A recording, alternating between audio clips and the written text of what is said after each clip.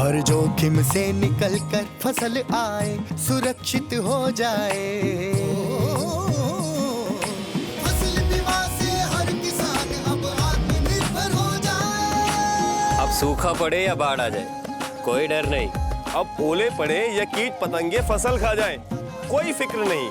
अब कैसी भी आपदा हमारी फसल पे आ जाए, क्षति होने पर हमारे दावों का उचित भुगतान मिलता है, क्योंकि हमने लिया है प्रधानमंत्री फसल बीमा। बुआई से फसल कटाई तक हर जोखिम का दावा, न्यूनतम प्रीमियम पर अधिकतम भुगतान का वादा। योजना से हर साल जुड़ रहे हैं 5 करोड़ से ज्यादा किसान। अब आपकी है बारी। नजदीकी कृषि कार्यालय, सहकारी समिति, बैंक शाखा, अधिकृत बीमा कंपनी या जन सेवा केंद्र में स्वेच्छा से करा सकते हैं पंजीकरण। फसल बीमा पोर्टल या फसल बीमा ऐप द्वारा भी किया जा सकता है पंजीकरण। प्रधानमंत्री फसल बीमा योजना, आपकी फसलों का संपूर्ण सुरक्षा कवच। कृषि एवं किसान कल्याण मंत्रालय, भारत सरकार। ये लो और बताओ। बस। अरे ये क्या भैया जी, बस इतनी सी रासायनिक खाद? किसानी छोड़ रहे हो क्या? किसानी नहीं, नादानी छोड़ रहे हैं। मिट्टी की जांच कराई है। अब तो लाला जी जितनी जरूरत है उतने ही उर्वरक खेत में डालेंगे। हाँ, किसान भाई आज ही अपने जिले की नजदीकी भूमि परीक्षण प्रयोगशाला में मिट्टी की जांच जरूर करवाएं और मिट्टी में पोषक तत्व, नमी व पौधे के विकास को देखते हुए केवल जरूरत के अनुसार ही पोषक तत्व डालें। और हाँ, मिट्टी में गंधक, जस्ता, बोरोन जैसे सूक्ष्म पोषक तत्वों का पता लगाना भी न भूलें। उर्वरक और जैविक खाद के सही उपयोग से भूमि का उपजाऊपन बनाए रखें, उत्पादकता बढ़ाएं, खर्चा घटाएं और बहुमूल्य विदेशी मुद्रा बचाने में भी सहयोग दें। और हाँ, धीमी गति से नाइट्रोजन उपलब्ध कराने वाले उर्वरकों जैसे नीम लेपित यूरिया को प्राथमिकता दें और यूरिया का पत्तों पर छिड़काव करें। अरे वाह, तू तो सचमुच समझदार हो गया रे। अधिक जानकारी के लिए संपर्क करें जिला कृषि अधिकारी या किसान कॉल सेंटर।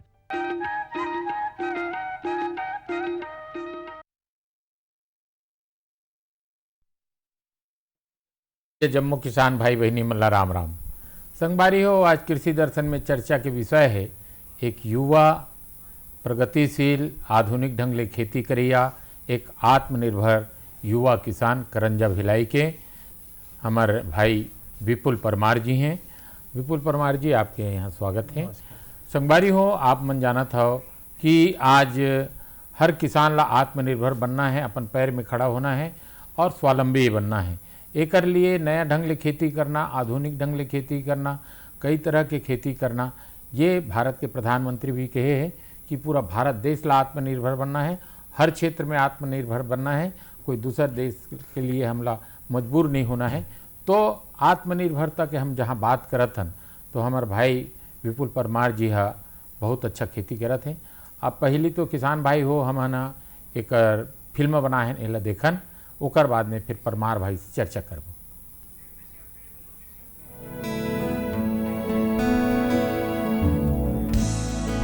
जब किसान आत्मनिर्भर होकर अपना जीवन संवारते हैं, अपनी भागीदारी निभाते हैं, तो उनके साथ देश भी विकास के पथ पर आगे बढ़ता चला जाता है।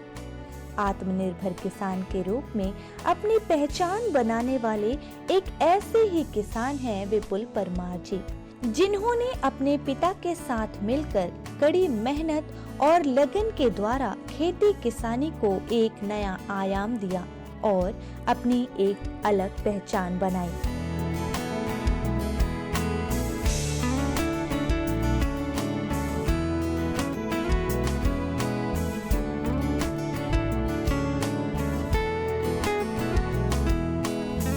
छत्तीसगढ़ के ग्राम करंजा भिलाई में रहने वाले विपुल परमार का रुझान बचपन से ही खेती किसानी की ओर रहा। पिता के साथ खेती में कदम से कदम मिलाकर आज विपुल भाई एक आत्मनिर्भर किसान बन चुके हैं। हम अपने छोटे स्तर से खुद के हुनर पर अपना विकास करेंगे तो इसके साथ ही हमारे देश का भी आर्थिक तरीके के साथ और भी कई तरीके से विकास में हमारी भूमिका बनेगी। विपुल भाई ने अपने पिता के साथ मिलकर 6 एकड़ भूमि में कृषि का कार्य पारंपरिक विधियों से करते थे। शुरुआती दौर में उन्होंने पारंपरिक खेती के तौर तरीके को अपनाते हुए सब्जियों की खेती का कार्य करते थे, परंतु आमदनी में बढ़ोतरी देखने को नहीं मिल रही थी। आर्थिक स्थिति ठीक न होने के कारण पढ़ाई में भी उन्हें बहुत सी परेशानियों का सामना करना पड़ा। उन्होंने देखा कि दूसरे किसान किस प्रकार से अच्छी खेती करके अच्छे लाभ ले रहे हैं। अपनी सारी परेशानियों को देखते हुए वे सफल कृषकों से मिले और उनसे सफल खेती एवं कृषि कार्य की जानकारी ली। तभी उनकी मुलाकात सफल कृषक एवं किसानों के प्रेरणा स्रोत विमल चावड़ा जी से हुई। विमल चावड़ा जी से मिलने के पश्चात विपुल भाई के तथा उनके पूरे परिवार के जीवन में आमूल चूक परिवर्तन देखने को मिला।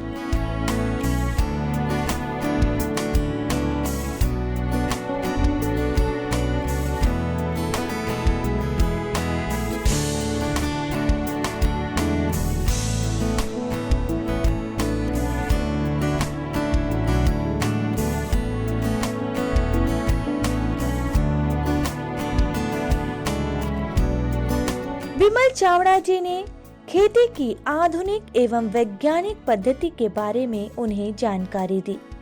किस प्रकार से आधुनिक और वैज्ञानिक तकनीकों को अपनाते हुए अपनी आमदनी में इजाफा किस प्रकार किया जाए, ड्रिप इरिगेशन, मल्चिंग शीट, जल प्रबंधन किस प्रकार किया जाए, इन तमाम बातों की जानकारी उन्हें विमल चावड़ा जी द्वारा प्राप्त हुई। उसके बाद उन्होंने ये सारी तकनीकों को अपने खेतों में प्रयोग किया और विपुल भाई को आमूल चूक परिवर्तन अपने खेतों में देखने को मिले। हम अपने बाबूजी के साथ ही खेती स्टार्ट किए थे, उनके साथ ही रह के, क्योंकि पहले से खेती करते थे। तो उन्होंने हमको बताया कि घबराने की कोई ज़रूरत नहीं है, समस्या तो आती रहेगी, समस्या का निदान खोजिए। समस्या का निदान आपसे नहीं है तो आप कहीं घूम घूम के जाइए, दूसरे प्रदेश में जाइए, दूसरे फार्मर के यहाँ पे जाइए, वहाँ से सीखिए। और हमने वो फॉलो किया, हमने बाबूजी की बात को फॉलो किया और हम यहाँ पे आसपास के जो अच्छे फार्मर थे उनके यहाँ पे खेत में हमने जानू किया। तो सबसे पहले हमने रायपुर में विमल चावड़ा जी के खेत में हमने वहाँ पे घूमा, वहाँ देखा हमने ये तो बहुत अच्छी नई टेक्निक से वो लोग खेती करते हैं। तो उनसे हमने संपर्क किया तो उनका बहुत ही सहयोग रहा। वो हमारे गुरु के समान हैं, गुरु ही हैं हमारे, जिन्होंने हमने आज तक जो है सब्जी से लेके फल से लेके उन्होंने बहुत कुछ जो है हमको सिखाया। और हमको ही नहीं, मैं समझता हूँ पूरे प्रदेश के और पूरे इंडिया के किसानों को वो समय समय पे वो मीटिंग लेते थे, निस्वार्थ वो अपने से किसानों की समस्याओं का हल करते थे। और हमने उनसे सब्जी की खेती सीखी और फल की खेती सीखी।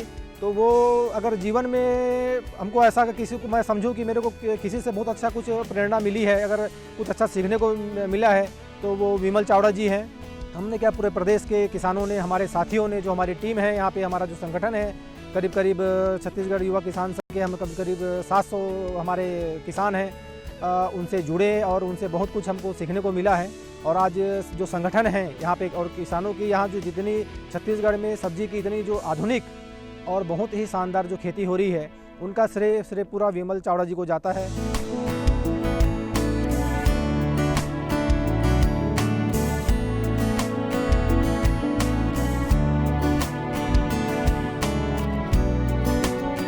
एकड़ की भूमि से शुरुआत करते हुए आधुनिक एवं वैज्ञानिक विधि को अपनाते हुए विपुल भाई 28 एकड़ भूमि लेने में सक्षम हुए। उसमें उन्होंने सब्जियों की आधुनिक और वैज्ञानिक विधि से कृषि कार्य किया।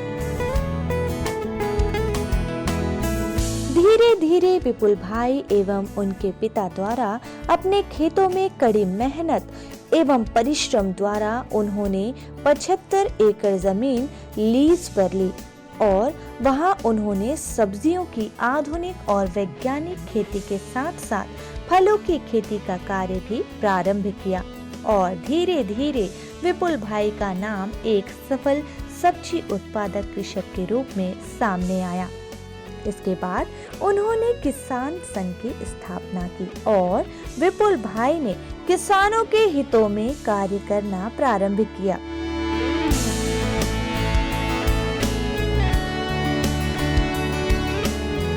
विपुल भाई आज फलों की, सब्जियों की सफल खेती करके अपने तथा अपने आसपास के कई किसानों को जागरूक भी कर रहे हैं कि कैसे आधुनिक और वैज्ञानिक तकनीकों को अपनाते हुए हम अपने खेतों में लाभ कैसे लें, यह भी जानकारी किसानों को दे रहे हैं।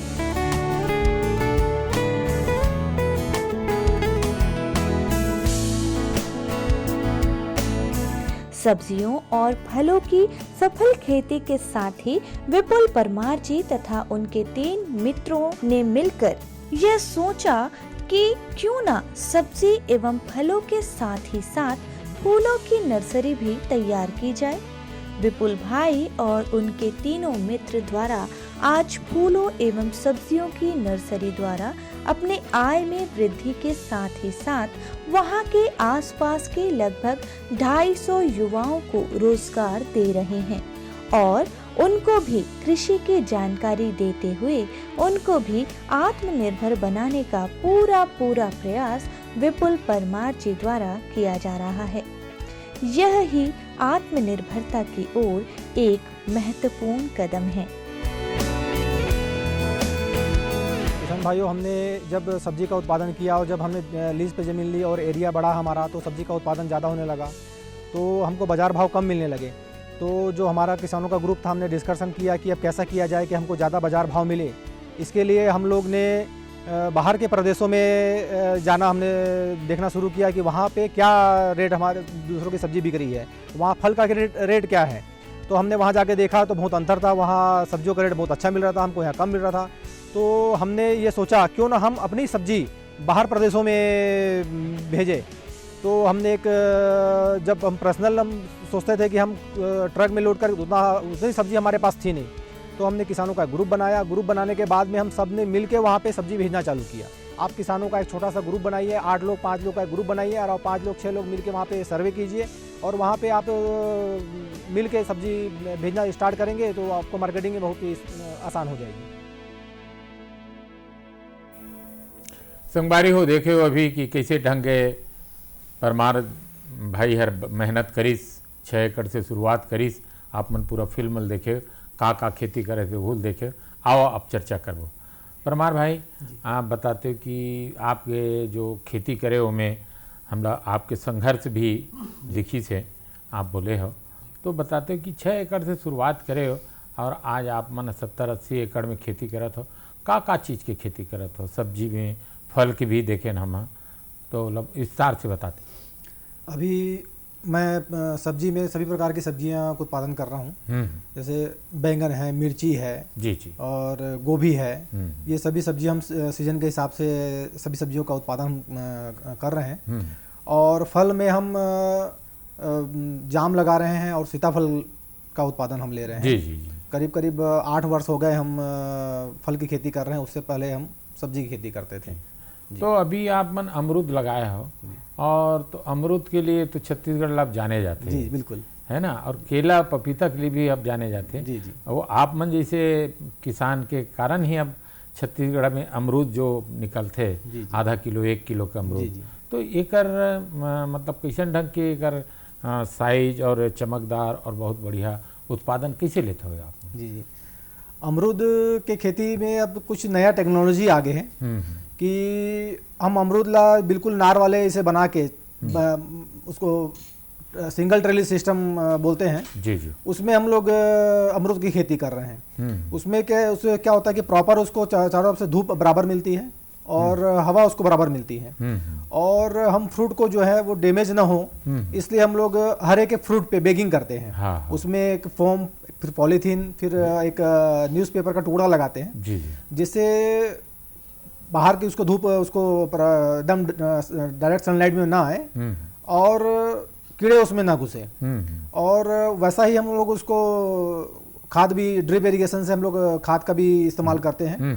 तो वो बहुत अच्छा चमकदार फल जो हमको मिल रहा है यहाँ पे। जी अच्छा, हम देखें कि बैगन और लौकी जो पैकिंग होत रही से जी आप पैकिंग में भी जुड़े रहे जी, तो बताते कि लौकी के कतेक अच्छा ढंग से लौकी की मांग तो बहुत स्वास्थ्य के लिए सबसे अच्छा माने जाते हैं। लौकी की सब्जी, लौकी की जूस और बैगन भी अच्छा माने जाते हैं। तो बैगन और लौकी के का डिमांड है और कैसे ढंग के एक अच्छा लौकी उत्पादन करे का करना पड़े किसान ला? हमारे प्रदेश की लौकी जो है ये सभी स्टेट में यहाँ से अभी जा रही है। हाँ। और बहुत ही लोग पसंद कर रहे हैं यहाँ की लौकी। जी जी जी। क्योंकि हमारे यहाँ की जो क्वालिटी है बहुत अच्छी है और उसकी कीपिंग क्वालिटी भी जो है लौकी की ये बहुत अच्छी है। और ये लोग लौकी को हम लोग प्रॉपर वे मल्चिंग लगा के उसको करते हैं और बांस तार लगा के पूरा मंडप करके उसको हम लोग प्रॉपर खेती करते हैं। जी जी। और उसका एक फर्टिलाइजर का शेड्यूल रहता है, हम लोग उसको प्रॉपर समय समय पे जी जी उसका पानी और खाद दवाई का सबका ध्यान रखते हैं। जी।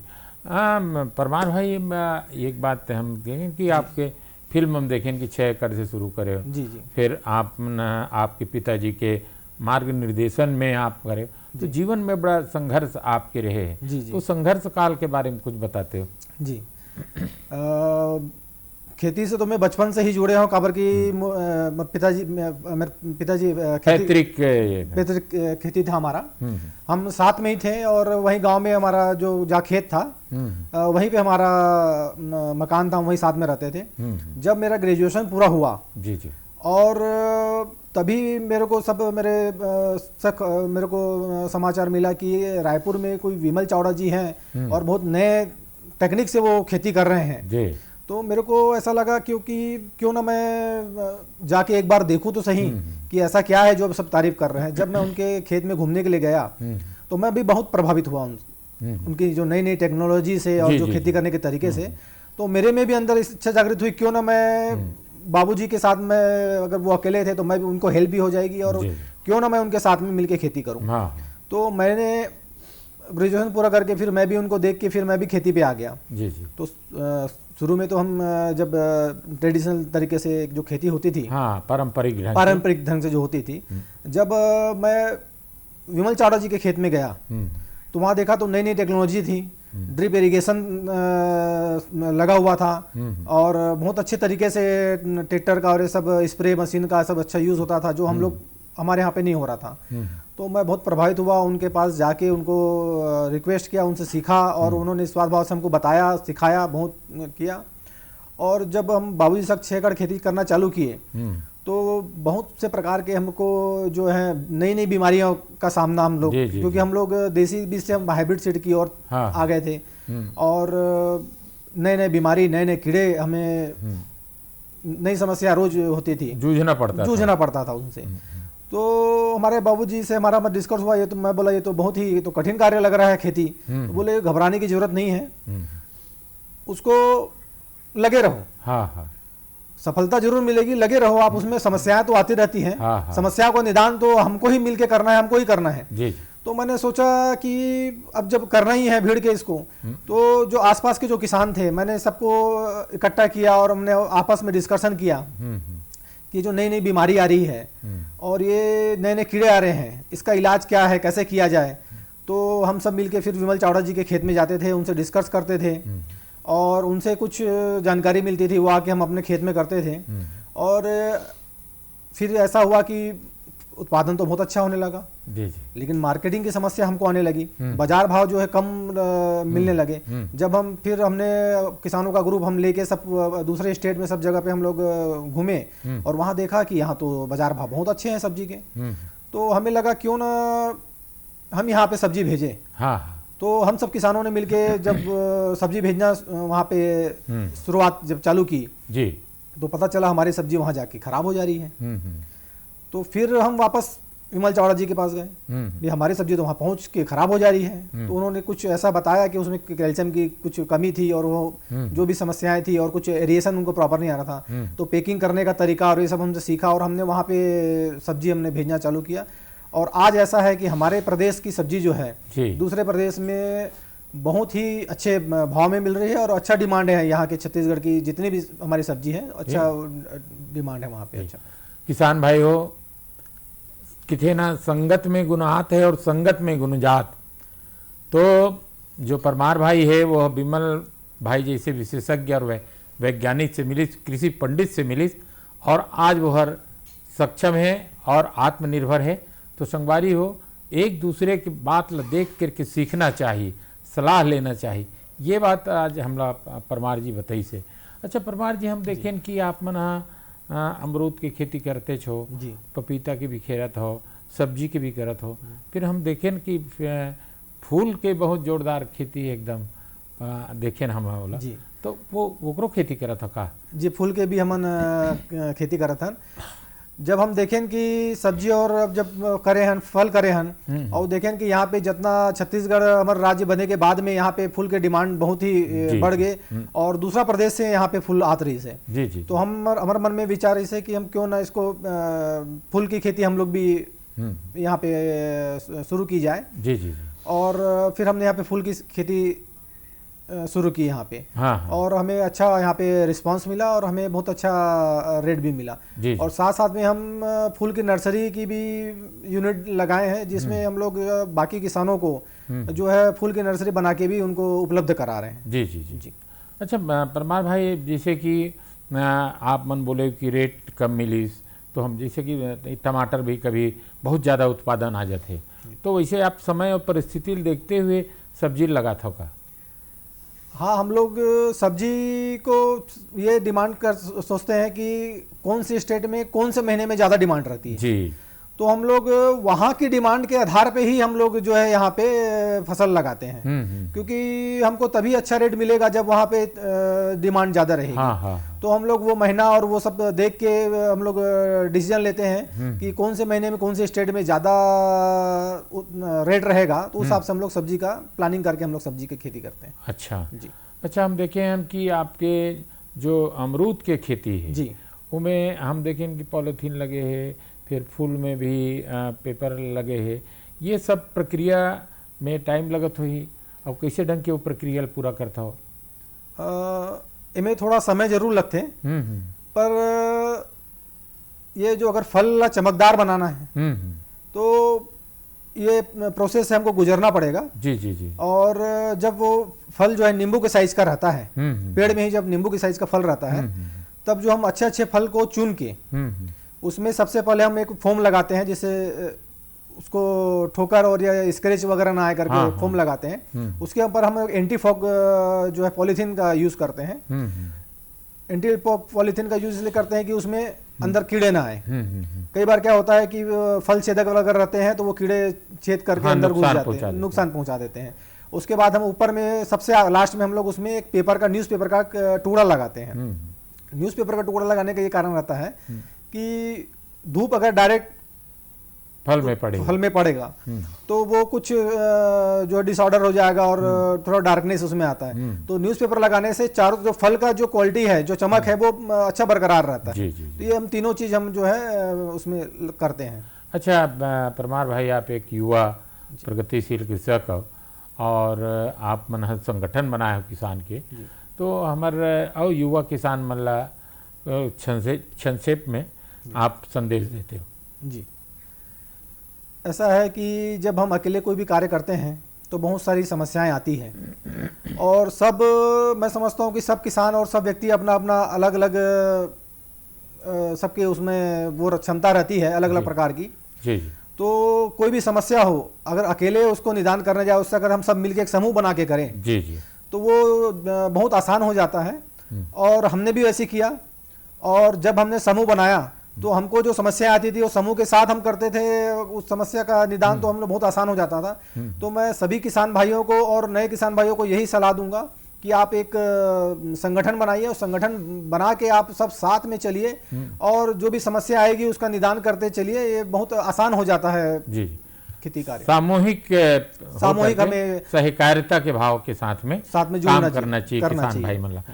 तो किसान भाई हो देखे कि कतक बढ़िया ढंग से हमारे परमार भाई हर खेती करत है और किसान के संगठन बना है और पूरा आधुनिकता ढंग ले कैसे खेती करत है तेन ला बताई से। परमार भाई आप आए और हमारे किसान भाई मन ला अतिक सुघर जानकारी दे, एक लिए आप ला बहुत बहुत धन्यवाद।